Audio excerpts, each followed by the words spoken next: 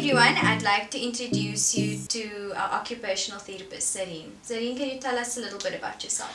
Yes, so I'm an occupational therapist specializing in pediatrics. I'm busy doing my master's in sensory integration and also completed the SOS feeding course. So it actually plays really nicely together. And I also recently did a course for sensory integration based on the 0 to 3 years. Okay. So tell us a little bit about how all of that knowledge, what you've included in the guide. So I've included everything into the guide. So from newborn, the 4th trimester, how to kind of co-regulate your child by doing different environmental adaptations. For example, if it's very noisy, removing your child from the noise is an example of co-regulation. So it's those tips that will just help for an easier kind of transition from womb to world. And then tell us a little bit about what you've included in terms of like physical development and activities of daily living, and also just some sensory and feeding information. Yes, like Shanaz, I've also included the myths surrounding feeding and how sensory it actually is, because if you're thinking about it, picking it up, putting it in your mouth, it's all playing on those heavy sensory systems. The most receptors are in your mouth. Okay. Yeah, so you can understand why if there's this weird texture, like the kids will spit it out because it's just like, ugh, my body doesn't like this feeling. Yeah.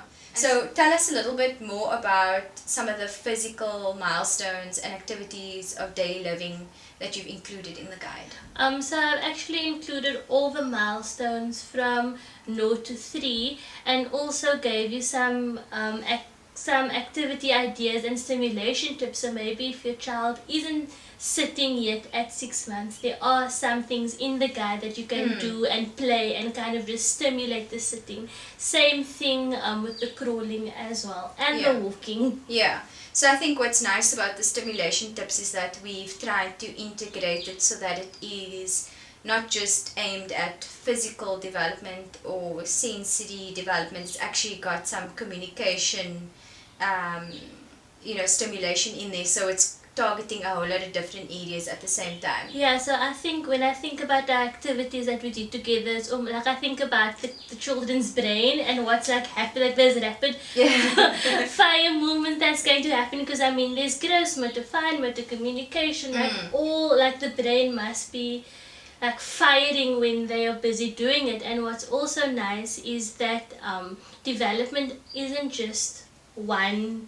You can't just focus on physical development. Yeah. You kind of have to do both, and that's really missing. I mean, my son, he's so great with physical and gross motor and fine motor and sensory, but when it comes to communication, I can see that he's lacking. So I wish I had this thing sooner. Yeah, I wish I had it sooner too. But yeah, I think it's really nice in that.